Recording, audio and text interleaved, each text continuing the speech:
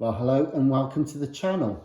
So today we've got a very small package here. I'm guessing it's just a simple radio rather than a radio cassette. I've literally just received this, but you can see the sort of issues if you don't box things up sort of fully and leave a lot of dead space in the box. This has literally arrived sort of squashed over like that, which obviously isn't ideal. However, we shall open it up and see if we can actually get some sense out of this and see what's in here. So I don't know if this works or not, so we'll find out what it is first, and then what we're doing over the next sort of couple of videos is we'll be plugging these in, testing them out, seeing what works and what doesn't work, and then we'll be sort of diagnosing the issues and then getting them open, repairing them, and you can see and learn all about them. Right, okay, well fortunately it has been relatively well packaged despite the box being squashed. We've got lots of these little sort of what's it, cheesy poof things for packaging. And so anyway, I'll just undo that first. So here we have a lovely old radio actually, and this one is a Hitachi, and what appealed to me about this really, it's in full working order. I paid slightly over the odds for it, to be fair. It's not massively rare. It's an oldie for sure. You've got the wavelength selector for the radio on the back and the earphone out. And yeah, so very simple radio really. It's got the just got the volume, the switch there and the volume, and then the tuner mechanism on the side. And that seems to be, yeah, it seems to be working okay.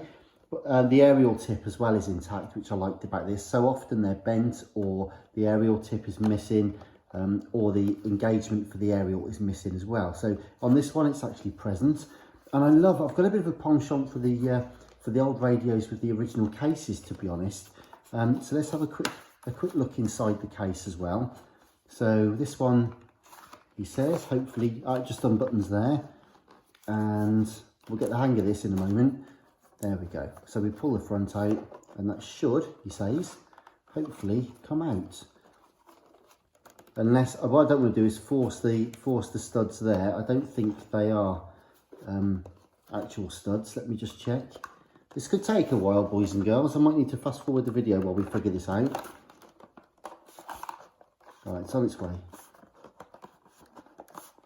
What I don't want to do is force these poppers if they're actually rivets. The last thing I want to do is sort of tear everything.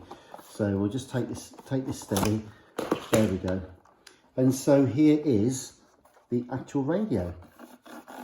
It's a, oh, it feels metallicized, almost like aluminium or aluminum, as you would say stateside, on the front there, like a metal faceplate. The tuner, what worried me when I bought it is the tuning dial is slightly wonky. I don't know if that's been sort of knocked. We might need to have a look at that. But anyway, here she is. A rather delightful little old radio.